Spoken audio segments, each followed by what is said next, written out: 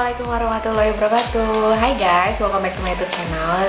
Sesuai judulnya, di video kali ini aku mau sharing the most highly requested video, cara ampuh aku ngehilangin jerawat meradang aku di kondisi aku yang lagi hamil ketiga ini. Aku baru bisa up video ini dan baru bisa aku rangkum semua karena sejujurnya dari awal banget aku notice wajah aku jerawatan itu, aku udah coba banyak banget skincare. Sayangnya nggak cocok di aku. Jadi ini adalah beberapa produk skincare yang nggak cocok di aku. Ini nggak akan aku sebutin mereknya satu-satu. Intinya dia itu ada produk dari luar, ada produk lokal, tapi sayangnya nggak cocok di aku.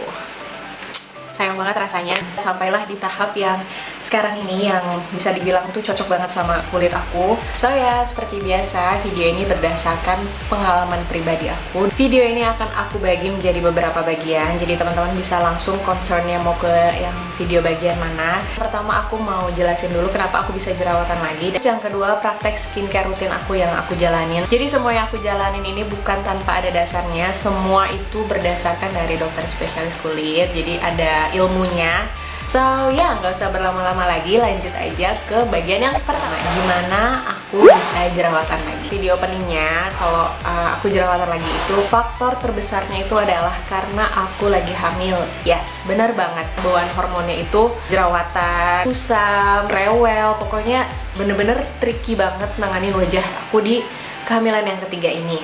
Nah, kalau aku tanya kenapa sih kok ada bumil yang wajahnya itu jerawatan gitu, terus jawabannya adalah adanya perubahan kadar hormon androgen, khususnya progesteron yang ngebuat kelenjar kulit lebih aktif ngeproduksi sebum. Karena produksi sebum yang berlebih, otomatis wajah jadinya banyak memproduksi jerawat. Tuh singkatnya seperti itu. Kayak aku nih, tadinya tipe kulit aku itu kombinasi, sekarang wajah aku super duper oily. Baiknya skincare itu juga dikonsultasiin ke OBGYN atau ke dokter kandungan kalian masing-masing.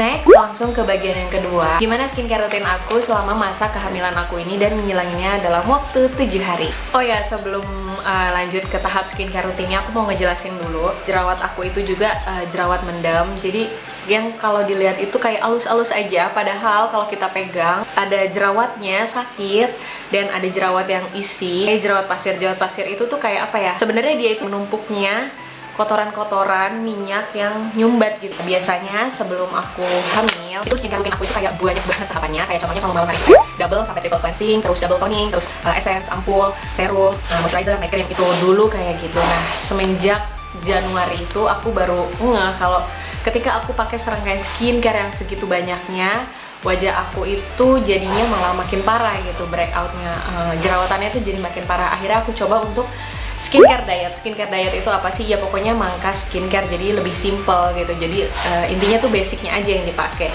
So ya, pagi-pagi aku ketika bangun langsung pakai face wash. Di sini aku pakai Cetaphil Gentle Cleanser.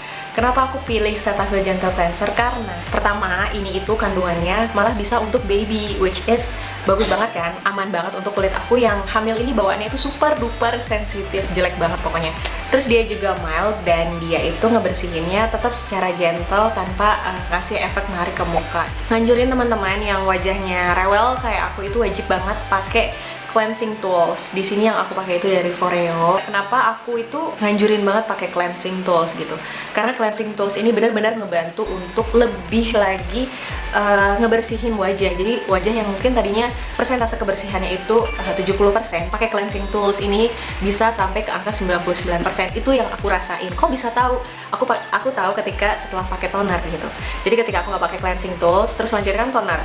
Nah, ketika toner itu masih banyak sisa make up, debu yang belum ke cuci bersih sama si facial wash ini. Teman-teman nggak perlu pakai Foreo karena ya as you guys know, Foreo itu pricey banget, mahal banget. Walaupun Foreo ini kalau untuk jangka panjang dia worth to buy banget, teman-teman bisa pakai. Sekarang tuh udah banyak banget kayak model Foreo gitu yang lokal, itu udah banyak banget. Pokoknya cari aja di marketplace. Lanjut, di sini aku pakai toner. Nah, toner yang aku pakainya itu dari glanzen.id. Komposisinya sendiri dia itu ngandung 3 bahan aktif, yaitu lactic acid, arbutin, sama witch hazel. Nah, kalau ketika kita hamil itu, ketika kita pakai acid toner itu kan benar-benar harus hati-hati banget gitu, karena ada beberapa acid yang nggak boleh dipakai sama ibu hamil, contohnya BHA. Nah, di sini karena dia kandungannya lactic acid, dia termasuk AHA yang mana aman untuk ibu hamil, tapi tetap bagus untuk mengeksfoliasi kulit dan mild, jadi dia ringan banget. Hal yang aku suka dari toner ini adalah aku ngerasa wajah aku benar-benar cerah itu karena penggunaan toner ini. Entah kenapa aku benar-benar ngerasa tuh, oh iya ya, aku baru notice setelah ngaca wajah aku cerah gitu. Ternyata pas aku tanya ke dokter spesialis kulit, iya emang karena ada arbutinnya gitu. Arbutin itu emang bener-bener ngebantu banget untuk nyerahin wajah gitu, karena dia kan saudaranya itu hydroquinone ya. Cuman kalau hydroquinone itu sangat-sangat tidak aman untuk kulit, apalagi untuk bumil. Nah, si arbutin ini itu super duper aman. Nah, lanjut udah pakai toner, kita sekarang ke tahap serum.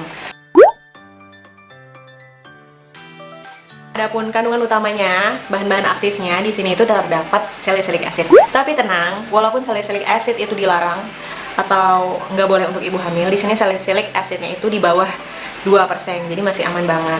Kalau di aku aman banget karena aku tanya ke Ojin, iya kalau di bawah 2% itu boleh kok. Terus dia juga ada kandungan niacinamide-nya 5%, sama satu bahan lagi yang nggak banyak aku temuin di skincare lain, dia adalah Rubus Ideas. Jadi Rubus Ideas itu adalah nama jenis lainnya itu raspberry. Yang udah aku baca-baca, Rubus Ideas itu banyak banget ngandung vitamin C yang tinggi, sangat bagus untuk antioksidan. Dan yang aku suka dari serum ini, dia itu teksturnya gel, tapi enak banget gitu, langsung nyerap ke kulit wajah. Cuman ketika aku ada inflamasi atau misalkan aku habis ada jerawat yang pecah, ketika aku pakai dia bakal ngasih efek kayak perih. Cuman nggak apa-apa, waktu awal-awal tuh aku agak gimana ya, agak nggak apa-apa nggak nih perih gitu kan.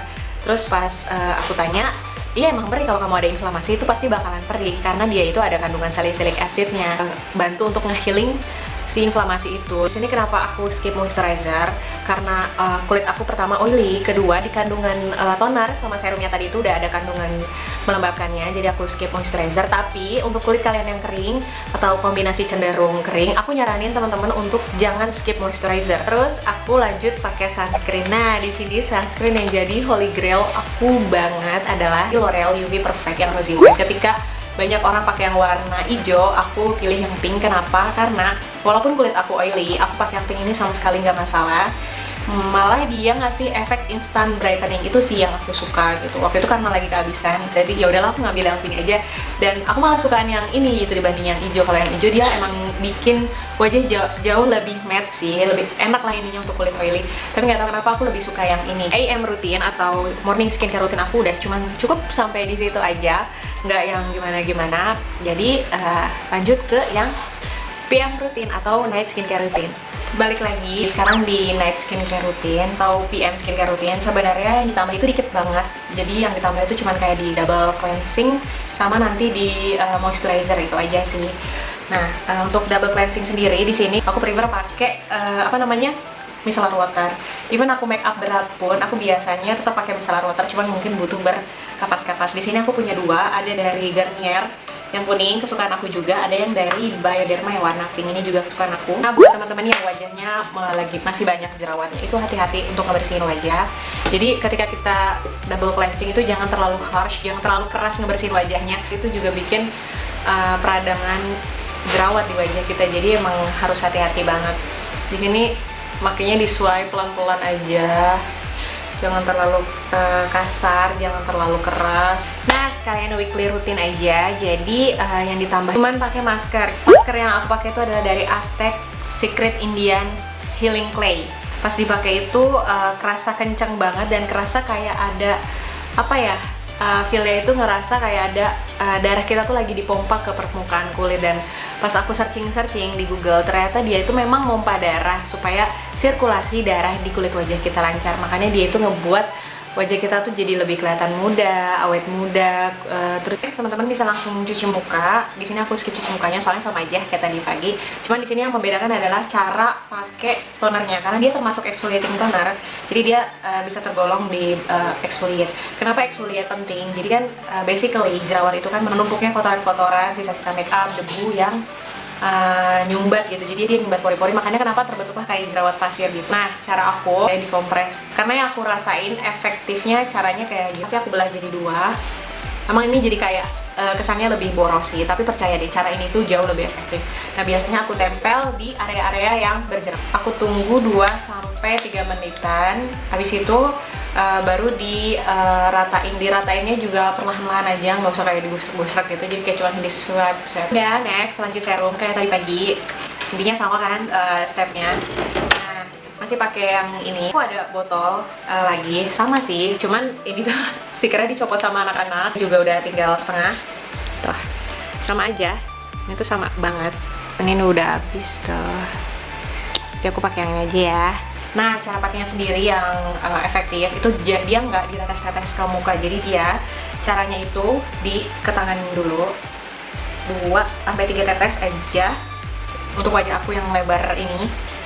Nah, terus dia digosok-gosok dulu dan jangan digosok ke muka, jadi ditap-tap gitu loh. Karena pendistribusiannya jauh lebih efektif. Itu yang diajarin sama dokter spesialis kulit. Karena ini night skincare rutin, otomatis ketika tidur kan wajah kita kepapar, entah itu kipas angin, entah itu AC. Jadi dia bikin kulit jadi dehidrasi. Nah, di sini saatnya aku butuh pelembab. Ini dari Evian yang facial spray. Terus lanjut tidur deh. Buat teman-teman yang tanya kenapa kok aku skip night cream, karena ketika aku pakai night cream itu besokannya wajah aku jadi iritasi. Itu nggak tahu kenapa kayak gitu. Jadi aku nge-decide untuk memberhentikan pemakaian night cream. Cuman memang skincare itu yang aku rasain itu cocok-cocokan di kulit gitu. Jadi apa yang cocok di aku itu juga belum tentu cocok di kalian. Walaupun jenis kulit kita sama gitu, problem kita sama, karena Allah itu udah nyiptain kulit kita itu dengan keajaibannya masing-masing. Makanya teman-teman harus tetap trial and error kulit masing-masing juga. Yang aku garis besarin di sini adalah semoga apa yang cocok di aku itu bisa menjadi referensi untuk teman-teman dan cocok di kulit teman-teman gitu. So ya, segitu dulu aja sharingan aku kali ini. Intinya yang mau aku sampaikan ke kalian, skincare rutin itu harus dipakai secara benar. Pertama, pemakaiannya itu harus benar, terus rutin. Jadi nggak boleh yang skip, malam ini pakai, besok nggak pakai, nanti pakai lagi 3 hari lagi. Itu nggak bisa yang kayak gitu. Dan yang paling penting dan utama adalah ngatur pola makan, pola tidur, dan kebersihan itu faktor utamanya. Adapun skincare itu intinya adalah jembatan. Jadi kita nggak bisa ngandelin doang skincare gitu, yang aku rasain ya.